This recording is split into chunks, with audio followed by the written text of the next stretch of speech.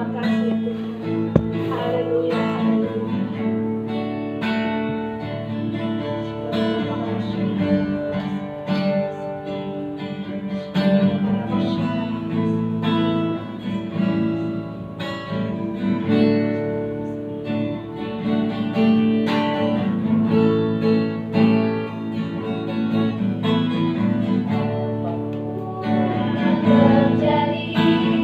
Dalam hidupku ini tak pernah ku ragukan kasih-Mu Tuhan.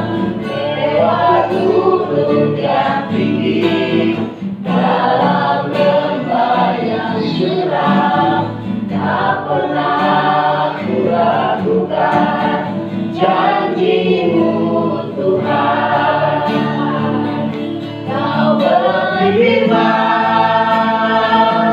dan sembuhkanku, Kau bersabda dan selamatkanku. Tiada yang mustahil bagimu.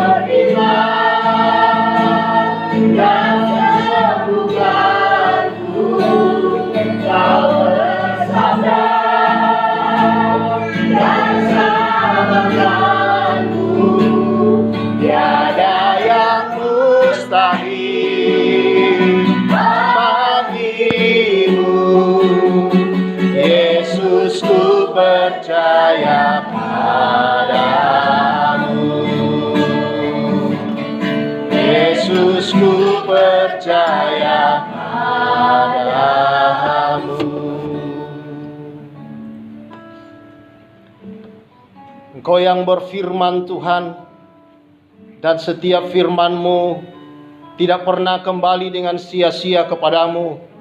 Dan setiap firman-Mu yang keluar dari mulut-Mu ya Tuhan, pasti digenapi. Siap atau tidak siap setiap orang, kebenaran firman-Mu akan selalu terjadi ya Tuhan. Karena itu hari ini biar kami boleh siap senantiasa, supaya kami boleh melihat dan mengalami ya Tuhan, lawatan Tuhan, waktu Tuhan yang terbaik untuk datang dalam hidup kami. Terima kasih Tuhan, berfirmanlah bagi kami, dan hati kami siap. Karena kami tahu Roh Kudus Engkau berikan adalah roh hikmat dan wahyu, untuk mengenal Engkau dengan baik dan benar. Dan supaya mata hati kami semakin diterangi Tuhan, untuk kami mengerti akan rahasia panggilan Allah, dan apa yang Allah sediakan bagi orang-orang benar yang dikasihinya. Terima kasih Tuhan, berfirmanlah bagi kami dan kami siap, di dalam nama Tuhan Yesus Kristus. Amin. Amin. Silahkan duduk. Shalom. Puji Tuhan, kembali kita bersama dalam kasih dan anugerah Tuhan, bersekutu, beribadah, memuliakan Tuhan. Jemaat yang dikasihi oleh Tuhan Yesus Kristus, mengapa penting dalam hidup ini Alkitab atau Tuhan mengajar kita dengan kata setia? Mengapa Tuhan mengajar kita saudara-saudara dengan kata disiplin? Mengapa Tuhan mengajar kita saudara-saudara dengan kata tekun atau rajin, saudara-saudara? Karena kita tidak pernah tahu dengan pasti, saudara-saudara, kapan waktu yang tepat, yang terbaik, di mana lawatan atau yang terbaik yang datang dari Tuhan itu datang ke dalam hidup kita. Karena itu kita perlu saudara-saudara untuk senantiasa tekun dalam hidup ini.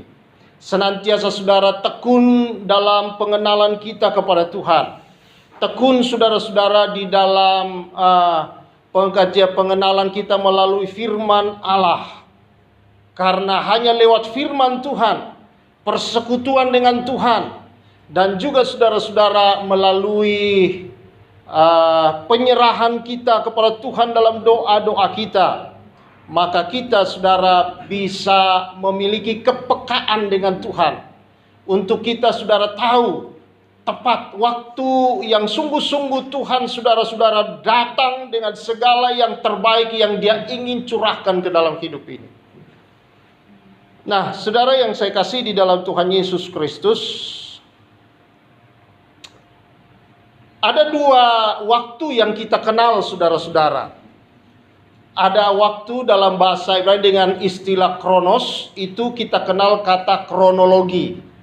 Kronologi waktu saudara, itulah seperti Senin, Selasa, Rabu, Kamis, Jumat, Sabtu, Minggu. Jadi itu ada waktu yang sudah tertentu, yang sudah ditetapkan, yang kita tahu bahwa ini pasti hari ini Minggu, besok pasti Senin. Kalau besok kita masuk di Senin, kita tahu besoknya Selasa. Demikian juga dengan waktu, setiap jam itu saudara kita tahu bahwa ini sudah jam berapa. Misalnya ini adalah jam 10 lebih 42 menit. Berarti saudara-saudara 1 menit lagi jam 10.43 menit. Kita tahu kalau sekarang misalkan jam 10, nanti sejam lagi itu adalah jam 11. Lalu kemudian jam 12. Lalu kemudian jam 1 dan seterusnya berputar seperti itu. Itu namanya kronologi waktu saudara. Tetapi ada waktu yang kita kenal juga di dalam Alkitab saudara-saudara yang disebut dengan kairos. Yaitu momen, saat yang kita tidak sangka-sangka, kita tidak tahu bahwa itu adalah saat yang sebenarnya kita paling harapkan, paling kita tunggu, dan paling kita butuhkan dalam hidup saudara-saudara. Tetapi karena ketidaksiapan kita, kadangkala waktu itu lewat, dan waktu itu tidak pernah kembali saudara. Kalau hari Senin, masih ada Senin depan. Hari Minggu hari ini, masih ada hari Minggu depan. Tetapi yang namanya kronos saudara-saudara, ya, Ya, yang namanya Kairos, saudara-saudara, itu adalah waktu di mana Tuhan datang dengan sesuatu, tetapi karena kita tidak tanggap, maka itu lewat dan tidak ada lagi, saudara-saudara. Kita mencari-carinya dengan segala macam daya upaya, itu sudah lewat. Mungkin bisa terjadi satu kali lagi, tetapi tidak sama dengan yang waktu yang Tuhan telah tetapkan itu. Karena itu, saudara, penting untuk kita itu tekun di dalam Tuhan. Penting untuk kita setia dalam semua apa yang Tuhan sediakan untuk kita jalani. Penting, saudara, untuk kita senantiasa rajin berdoa, membaca firman, beribadah, bersekutu bersama, saudara. Karena kita tidak tahu kapan saat itu. Minggu lalu mungkin saudara hadir dengan firman yang tidak ada apa-apanya, belum terjawab. Hari ini mungkin saudara tidak hadir, lalu kemudian firman yang disampaikan justru itulah jawaban di mana yang paling saudara nanti, paling saudara harapkan, paling saudara butuhkan di hidup. Tapi karena tidak hadir, lewat masa itu, saudara. Memang masih ada minggu yang akan datang, itu kronologi waktu. Tetapi momen itu, saudara, yang tepat itu lewat begitu saja. Nah, inilah saudara-saudara yang banyak kita orang percaya ternyata melewatkan banyak berkat Tuhan, melewatkan banyak hal dalam hidup, sehingga kita orang percaya menjadi banyak mengalami penderitaan yang tidak seharusnya. Tetapi saudara-saudara yang saya kasih dalam Tuhan baik senantiasa memperingatkan kepada kita. Hal ini, saudara, itu terjadi di dalam Alkitab. Contoh yang paling nyata di depan mata kita adalah orang Israel itu, saudara. Mari kita lihat dalam Lukas pasal yang ke-19. Lukas pasal yang ke-19.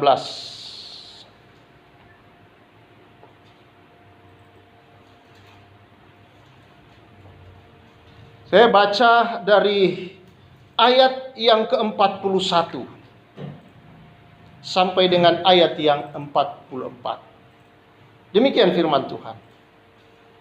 Dan ketika Yesus telah dekat dan melihat kota itu, ini kota Yerusalem ya, ia menangisinya.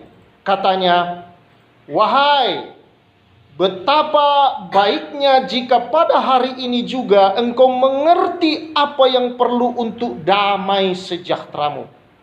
Tetapi sekarang hal itu tersembunyi bagi matamu. Sebab akan datang harinya bahwa musuhmu akan mengelilingi engkau dengan kubu, lalu mengepung engkau dan menghimpit engkau dari segala jurusan.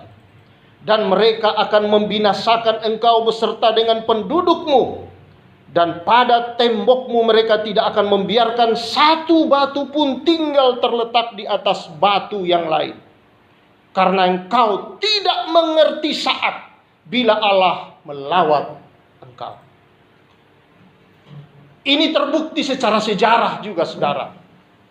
Pada waktu Yesus masuk ke kota Yerusalem, di saat-saat di mana dia akan menyerahkan dirinya untuk disalibkan, saudara, dia disambut oleh orang dengan sorak-sorai. Wah, mereka taruh kain, taruh semua daun-daun untuk menutup jalan, seolah-olah mereka menyambut seorang raja. Karena memang itu keinginan orang Israel, adalah seorang raja seperti Raja Daud, pikiran mereka, saudara, yang akan memimpin bangsa Israel untuk mengalahkan Romawi, saudara, bangsa Romawi yang menjajah mereka. Jadi mereka menyambutnya sedemikian rupa. Kalau zaman sekarang mungkin kita, saudara, itu kayak semacam pasang karpet merah. Yesus dipasangi karpet merah, masuk ke kota Yerusalem, dieluk-elukan. Lalu para orang-orang Farisi ini, saudara, pemimpin-pemimpin agama Yahudi melihatnya itu, lalu mereka menegur Yesus dan berkata, "Suruh diam orang-orang itu, murid-murid itu suruh diam." Karena mereka menyanyi-menyanyi, "Diberkatilah dia, Hosana, diberkatilah dia yang datang sebagai raja di dalam nama Tuhan." Nah, saudara, lalu kemudian Yesus berkata, kalau mereka ini berhenti, batu-batu ini akan berteriak memuji aku, memuji Tuhan. Lalu ketika Yesus sampai ke dalam kota itu, saudara, apa yang Yesus lakukan? Yesus melihat seluruh kota itu dan dia menangis. Dan itu yang kita baca tadi. Dia berkata, wahai betapa baiknya jika pada hari ini engkau mengerti. Seharusnya hari itu ketika Yesus masuk ke Yerusalem, para orang Yahudi, pemimpin Yahudi, saudara, pemimpin agama harusnya tahu berdasarkan apa yang tercatat di dalam Taurat-Taurat mereka tentang kedatangan Mesias.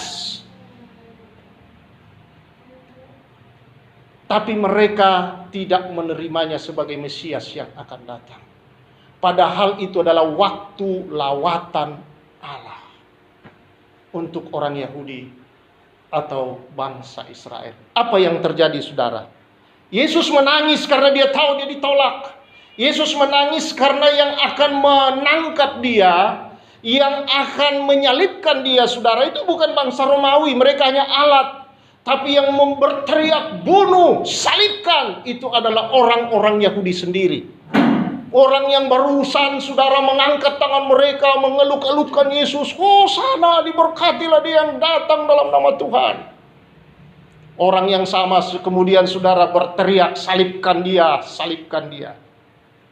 Saudara-saudara yang saya kasih dalam Tuhan Yesus Kristus, mereka tidak tahu bahwa itu adalah saat di mana Yesus datang dan menyerahkan diri dan sungguh-sungguh sebagai raja yang sesungguhnya atas kehidupan seluruh manusia, khususnya orang Israel. Tetapi mereka tidak tanggap dan menolak. Apa yang terjadi? Yesus berkata di sini, saudara, akan datang harinya bahwa musuhmu akan mengelilingi engkau dengan kubu, lalu mengepung engkau dan menghimpit engkau dari segala jurusan. Dan mereka akan membinasakan engkau beserta pendudukmu, dan pada tembokmu mereka tidak akan membiarkan satu batu pun terletak di atas batu yang lain, karena engkau tidak tahu bila mana Allah melawat engkau. Kau tidak tahu saat. Nah, ini tidak tahu saat. Saat di sini, saudara, inilah yang disebut kairos. Kau tidak tahu waktu Tuhan. Seringkali kita selalu berkata waktu Tuhan. Ada lagunya ya. Waktu Tuhan pasti yang terbaik. Jadi waktunya Tuhan, ya memang segala waktu adalah waktu Tuhan, tapi ada momen saat di mana Tuhan saatnya mencurahkan, itulah, saudara. Itu yang mereka tidak tangkap. Dan apa yang Yesus katakan di sini terjadi. Ketika Yesus, saudara, menubuatkan ini semua, mengatakan ini atau menangisi Yerusalem, itu sekitar tahun 30-an. Ya, Yesus berumur 30-an ke atas, 30 tahunan. Dan hanya 3 tahun melayani. Umur 30, saudara-saudara, dia masuk pelayanan, hanya 3 tahun dia melayani. Dan dia ditangkap dan disalibkan. Nah, saudara, sekitar tahun 30-an itu dia mengatakan hal ini. 40 tahun kemudian, ketika tahun 70, saudara, Yerusalem itu diserang oleh Romawi di bawah pemerintahan Jenderal Titus. Itu mengerikan, saudara. Yerusalem itu sudah sering dirobohkan, sudah sering diruntuhkan. Tetapi entah kenapa pada waktu Jenderal Titus, saudara, dengan pasukannya itu kayak kerasukan pasukan itu. Mereka menghancurkan seluruh Yerusalem, saudara. Mereka menghancurkan bait suci. Ini sejarah dan sampai sekarang masih ada bekasnya. Itulah tembok ratapan yang sering orang Yahudi doa di situ. Tinggal sisanya itu sedikit itu, saudara, disisakan. Tetapi, saudara, seluruh Yerusalem, seluruh daerah Israel, semua bangunan-bangunan apapun, saudara, itu tidak ada batu terletak di atas satu batu yang lain. Itu mengerikan. Bagaimana bisa tentara itu menghancurkan sampai tidak ada batu bisa terletak di atas batu yang lain? Bahkan sejarah mencatat, saudara, itu pondasi-pondasi bangunan itu pun dibongkar sampai tidak ada satu batu di atas batu yang lain dari pondasi itu. Itulah yang Yesus katakan di sini, bahwa mengepung engkau, menghimpit engkau dari segala jurusan, membinasakan beserta pendudukmu. Pada tembokmu mereka tidak membiarkan satu batu pun tinggal terletak di atas batu yang lain. Dan yang lebih mengerikan, mereka membunuh orang-orang Yahudi. Dan bahkan pohon dicabut, saudara. Orang-orang Israel itu, orang Yahudi, banyak disalib. Ya, disalib oleh orang-orang Romawi. Mereka gantung di atas pohon dengan bentuk disalib di atas pohon begini. Mereka bunuh secara sadis. Dan hanya sedikit tembok disisakan, tembok ratapan itu, saudara. Ya, itu adalah tembok bait suci yang dibangun. Dan mereka meratap berdoa di situ. Apa ratapan mereka kalau doa di situ, saudara? Cuma satu yang selalu orang Yahudi berdoa situ, adalah supaya Tuhan boleh mengizinkan mereka membangun bait suci yang ketiga. Karena pikiran mereka, saudara, dalam Taurat mereka, Talmud mereka, bahwa kalau bait suci yang ketiga itu dibangun, barulah Mesias yang dijanjikan itu datang. Sementara, saudara, Mesias sudah datang. Bahkan dia sudah pergi lagi. Dan kita menanti kedatangannya yang kedua kali. Sementara mereka masih menanti kedatangannya yang pertama. Dan apa yang terjadi, saudara? Sejak dari situ, itu orang Yahudi terserak ke seluruh dunia, terutama daerah Eropa. Mereka di sana disiksa, diperlakukan tidak adil, dianiaya. Di negara manapun mereka pergi, terbagi-bagi, saudara, mereka dibunuh, disiksa habis-habisan. Dan kita kenal dengan Hitler yang membunuh kurang lebih berapa? 6 juta orang Yahudi, saudara. Itu bukan yang terbesar sebenarnya dalam sejarah. Karena di negara-negara Eropa yang lain mereka dibunuh berjuta-juta orang Israel. Bayangkan, saudara.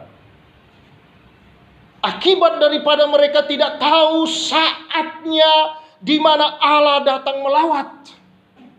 Mereka melewatkan waktu itu, saudara. Keras hati. Ini bahaya jadi orang Kristen keras hati, saudara. Ya, dan apa yang terjadi, saudara?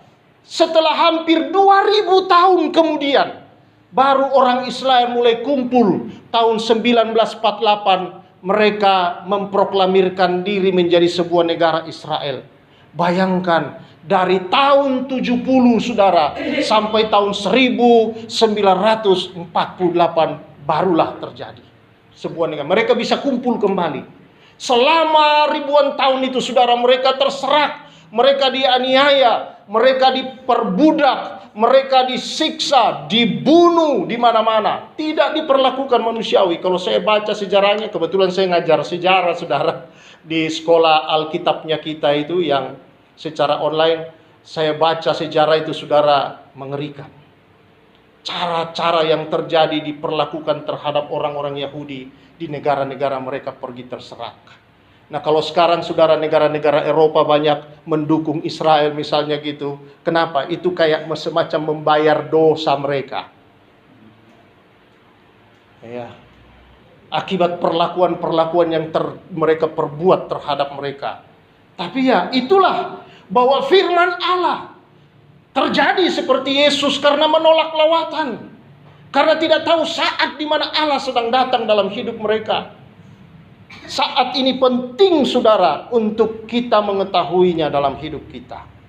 Itulah sebabnya mengapa kita perlu setia kepada firman Allah. Kita perlu rajin, saudara-saudara, dalam membacanya. Kita perlu mengenal Tuhan, jalan-jalannya.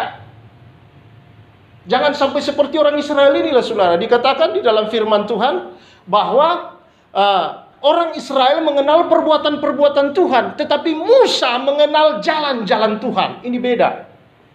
Banyak orang, saudara, hanya tahu mujizat Tuhan, tapi tidak kenal hatinya Tuhan. Sehingga saat-saat istimewa dari Tuhan dilewatkan.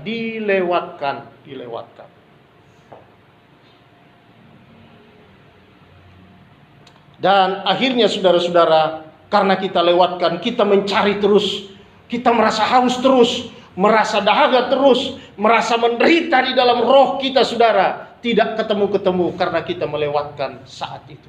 Mungkin satu saat kita menemukan saat itu, tapi berbeda dengan saat yang paling tepat yang seharusnya kita berada di sana. Itu sebabnya, saudara, jangan main-main. Kita tidak bisa tuh setengah-setengah dengan Tuhan. Kita tidak bisa, saudara-saudara. Ada satu hal lagi di dalam sini, saudara, yang perlu kita lihat. Di dalam Yohanes pasal 12.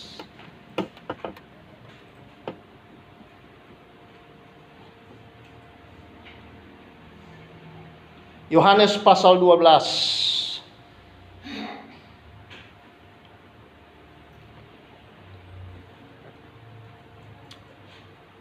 Saudara bisa baca nanti pasal 1 itu sampai 8. Saya baca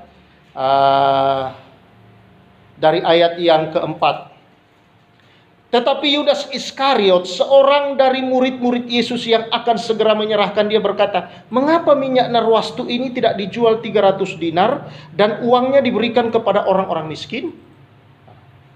Hal itu dikatakannya bukan karena ia memperhatikan nasib orang-orang miskin, melainkan karena ia adalah seorang pencuri. Ia sering mengambil uang yang disimpan dalam kas yang dipegangnya. Maka kata Yesus, "Biarkanlah dia melakukan hal ini mengingat hari penguburanku. Karena orang-orang miskin selalu ada pada kamu, tetapi aku tidak akan selalu ada pada kamu." Kesempatan. Seringkali kita bicara kesempatan. Saudara, kesempatan kalau kita berbicara tentang mengiring Yesus, tidak ada 2 kali, hanya ada 1 kali.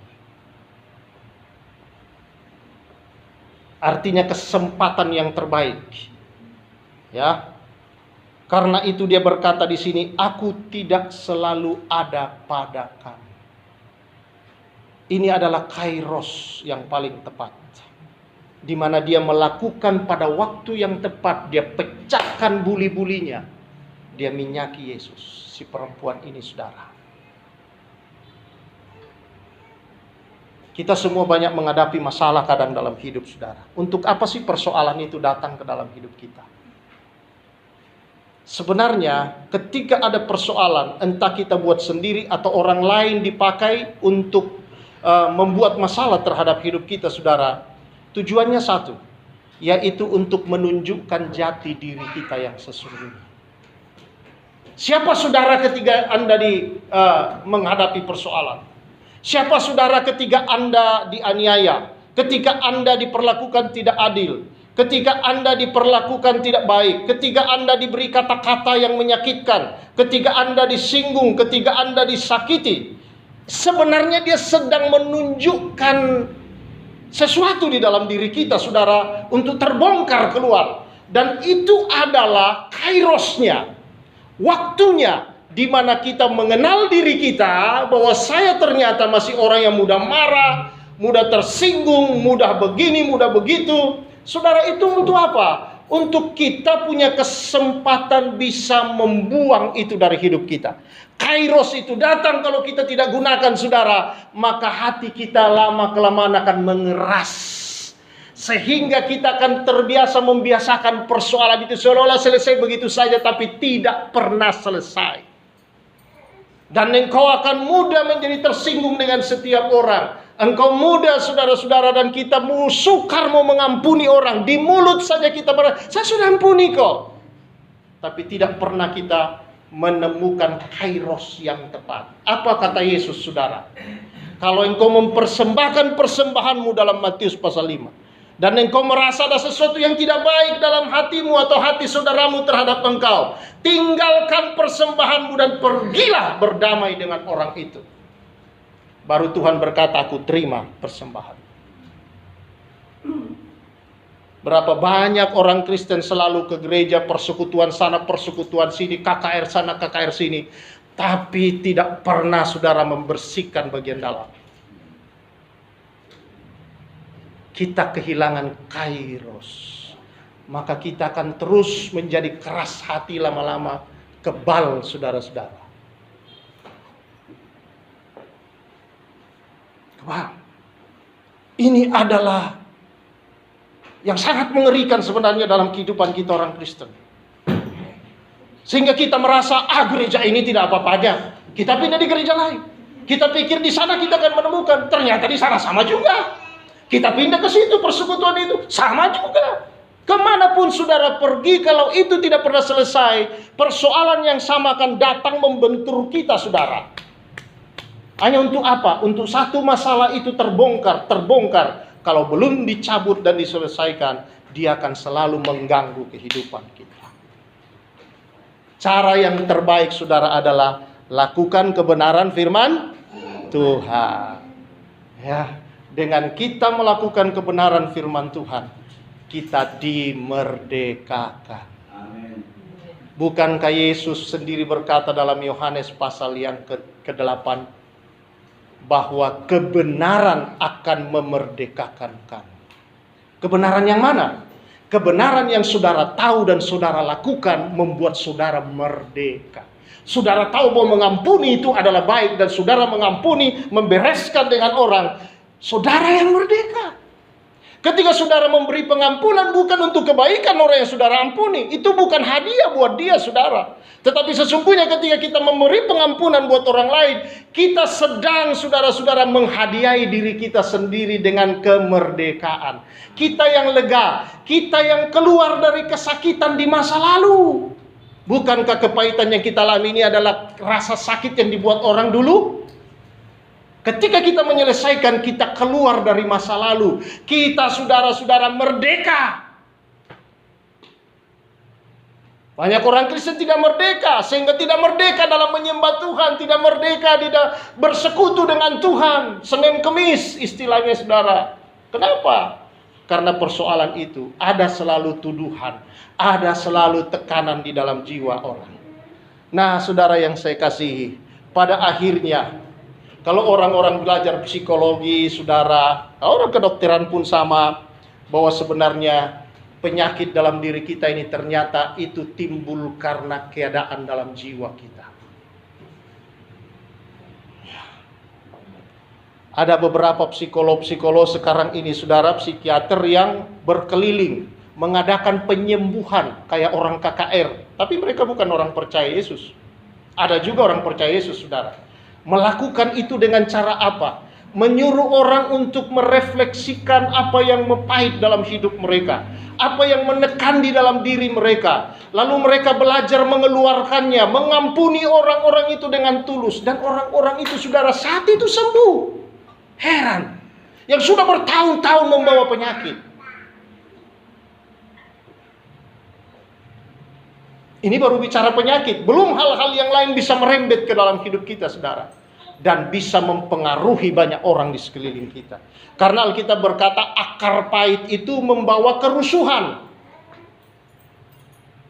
Orang yang ada akar pahit, saudara, itu bisa mempengaruhi banyak orang untuk rusuh, mencemari. Jadi ini kayak apa ya? Kayak penyakit menular. Kepahitan itu, saudara. Saudara bisa tahu, bisa rasakan kalau orang yang punya pahit hati itu kalau dia bicara, auranya kita nggak enak gitu. Ya, kalau orang yang ada kepahitan dari masa lalu, entah dari orang tuanya yang belum selesai atau dari keluarganya yang masa lalu, saudara, oh itu lain. Kalau bicara itu auranya kita rasakan berbeda. Ya. Lalu kemudian, saudara, mudah memahitkan orang juga. Senang dia nyakitin orang juga. Tetapi, saudara yang saya kasih di dalam Tuhan Yesus Kristus, dalam bagian firman Tuhan ini kita bisa melihat bahwa Yesus berkata, orang miskin selalu ada padamu.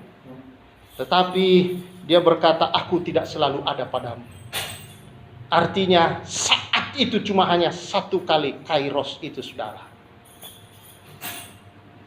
Kesempatan tidak ada datang kedua kali.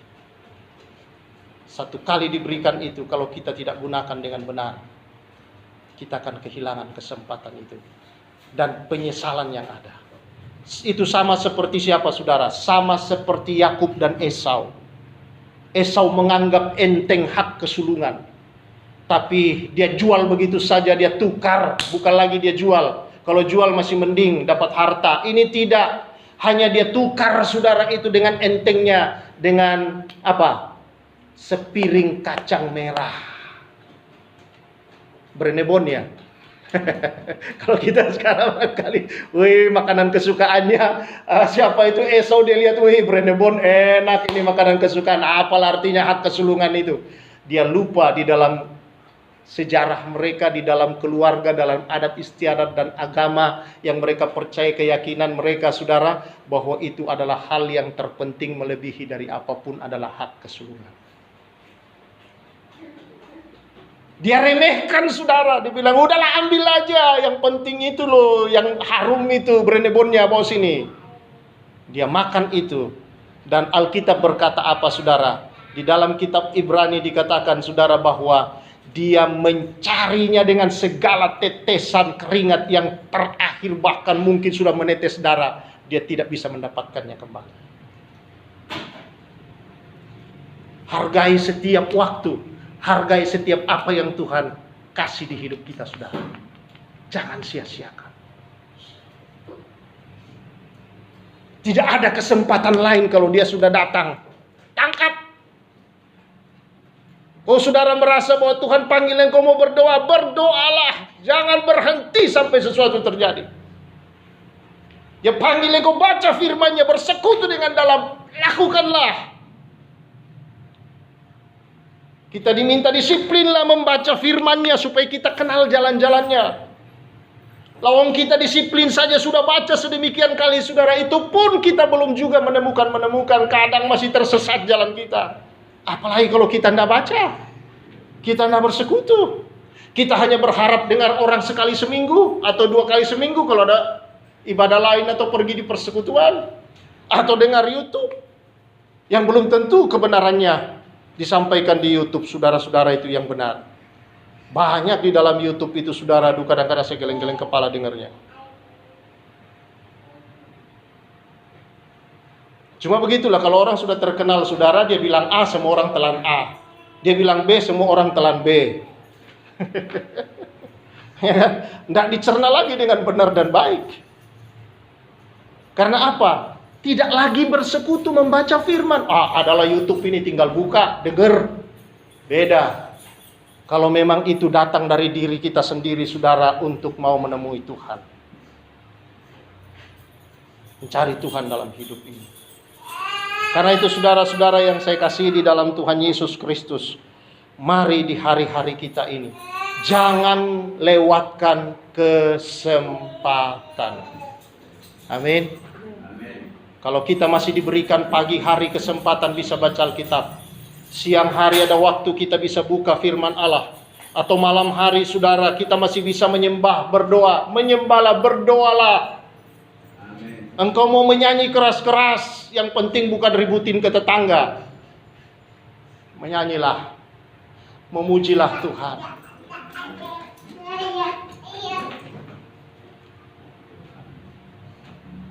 Jadilah seperti anak-anak, tidak peduli sekelilingnya, yang penting dia mengikuti apa yang menjadi api di dalam dirinya.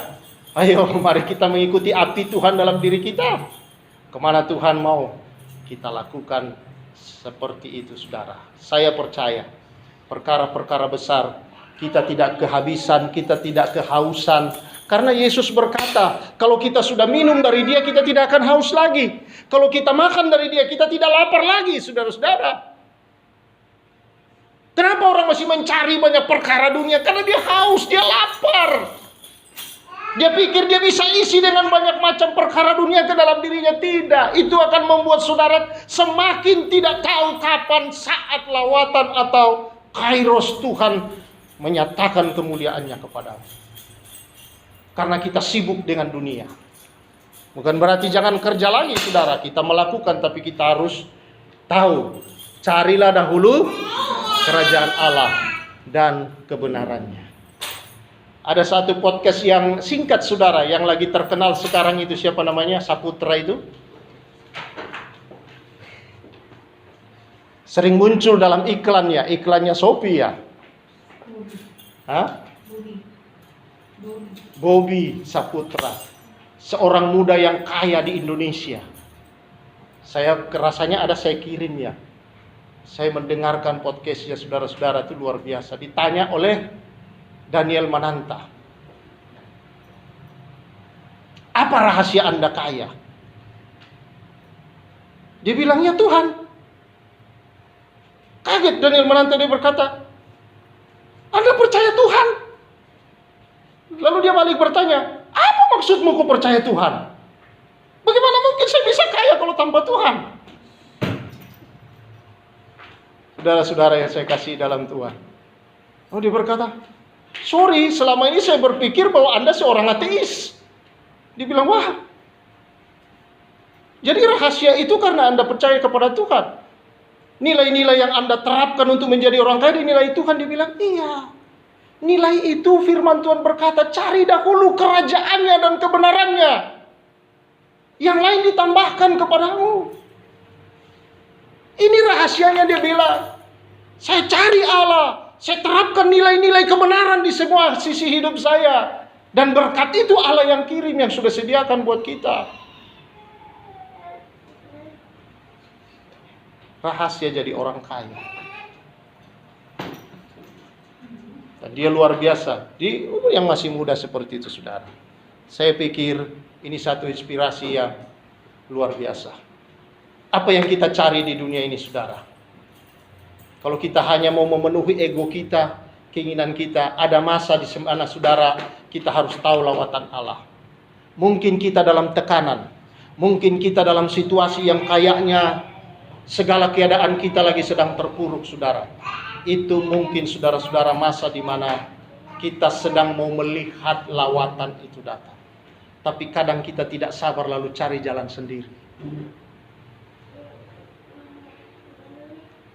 Ada kalanya, saudara-saudara, seperti saya katakan tadi, persoalan datang menekan untuk membuka siapa diri kita sebenarnya. Bahwa sesungguhnya ada sesuatu yang sebenarnya buruk tapi kita sayang. Kenapa saya katakan kita sayang? Karena kita tidak mau keluarin dari hidup kita. Seperti masalah pengampunan tadi itu salah satu. Berarti kan kita sayang, kita simpan terus. Kita masih selalu mengalami persoalan yang sama, itu lagi. Masalah sakit lagi, pahit lagi, saudara-saudara. Berarti ada sesuatu yang kita sayang dalam diri kita. Maukah kita seperti perempuan ini, saudara? Harta yang kita anggap mahal ini kita pecahkan di bawah kaki Yesus. Pah! Serahkan kepada Tuhan. Saudara tahu nggak? Ketika kita lepaskan semua dosa itu, kita buang dan taruh pada kaki Yesus, harum semerbak Kristus itu akan memenuhi hidup kita dan memenuhi seluruh tempat, akan dicium oleh orang lain. Orang lain akan datang kepada Tuhan karena melihat, kau kok sekarang beda ya?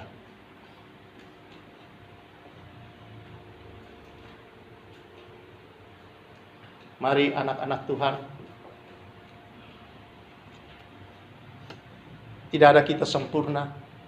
Kita semua banyak melewatkan saat-saat Tuhan.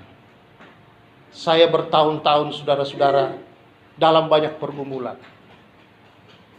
Barulah belakangan ini saya heran, di masa-masa banyak kesukaran kami alami, saya menangkap ini adalah masa lawatan Tuhan buat saya. Kenapa? Saya heran, banyak perkara-perkara di Alkitab yang mungkin sudah puluhan kali saya baca. Baru sekarang ini, saudara, Tuhan seperti membukakan perkara-perkara itu. Dalam banyak masa kesukaran yang kami alami, saya baru melihat, oh, ya yang itu lewat Tuhan. Tak apalah, saya percaya. Ada masa yang lain, ada hal yang lain. Dalam kasih karunia Tuhan, Dia menganugerahi kita kembali perkara-perkara yang baik.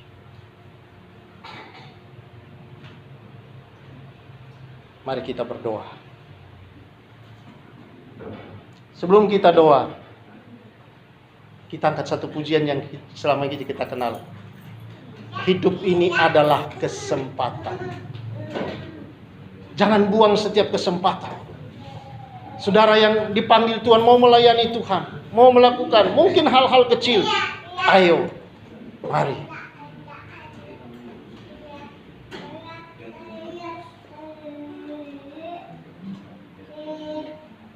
Kita angkat pujian ini bersama. Hidup ini adalah kesempatan.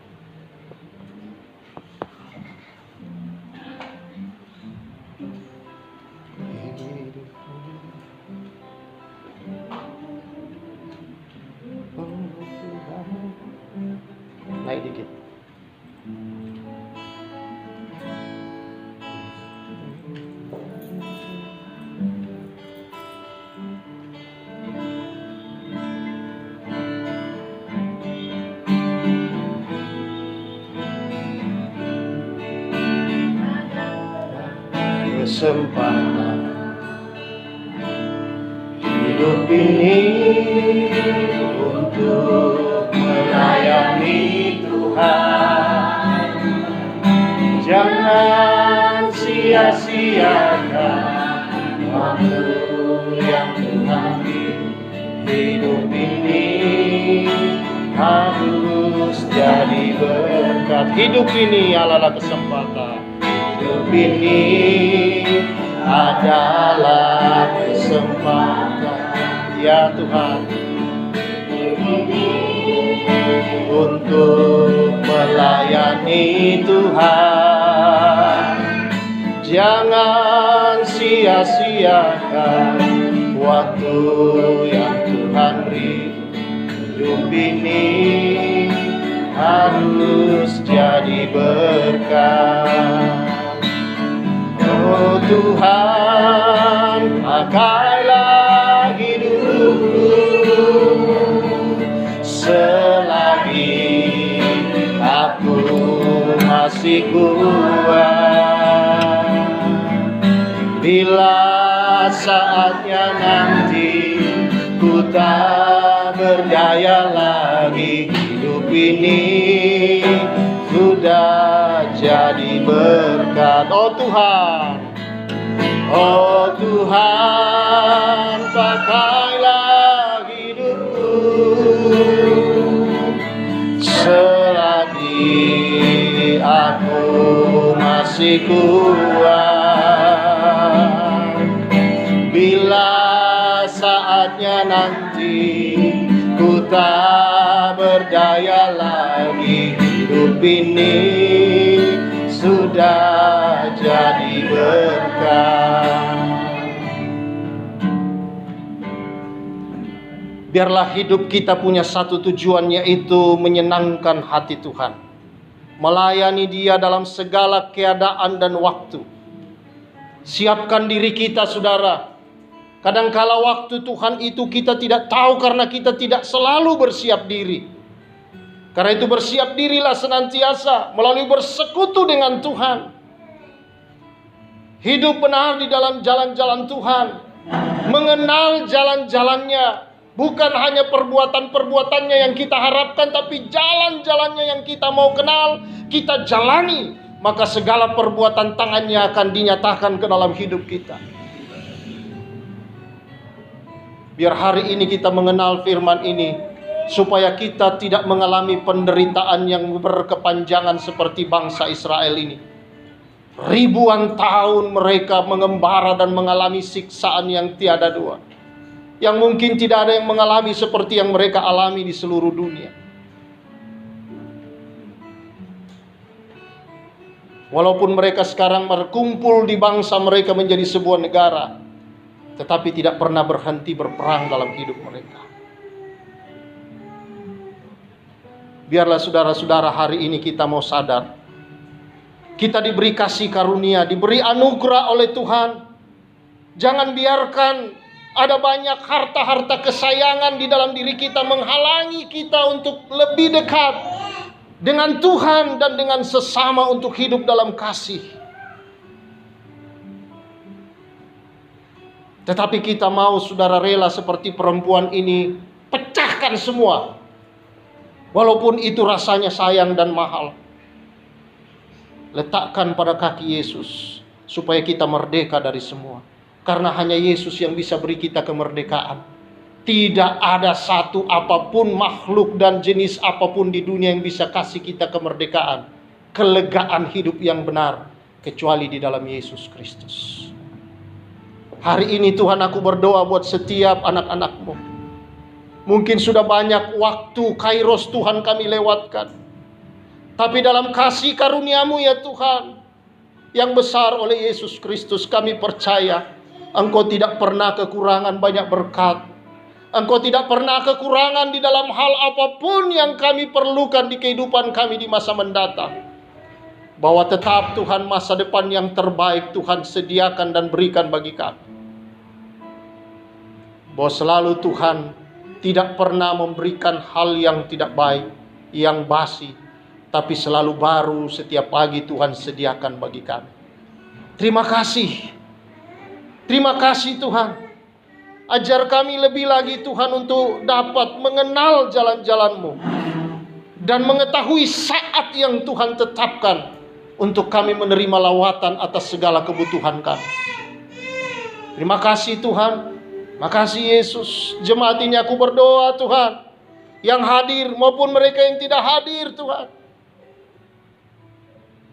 biar lawatan itu tidak lewat dalam hidup mereka. Kairos itu datang Tuhan dan tidak terlewatkan. Tetapi umat-Mu mengalaminya dan boleh Tuhan menangkapnya dan hidup di dalam segala kemuliaan dari Tuhan. Terima kasih Tuhan. Kasih Yesus. Kami bersyukur atas siang ini, atas firman-Mu yang begitu indah bagi kami. Biar kami bukan hanya menjadi pendengar, tapi kami juga menjadi pelaku yang baik, karena firman itu tertanam, tersimpan, menghasilkan buah baik di hidup kami. Di dalam nama Tuhan Yesus Kristus kami bersyukur. Haleluya. Amin.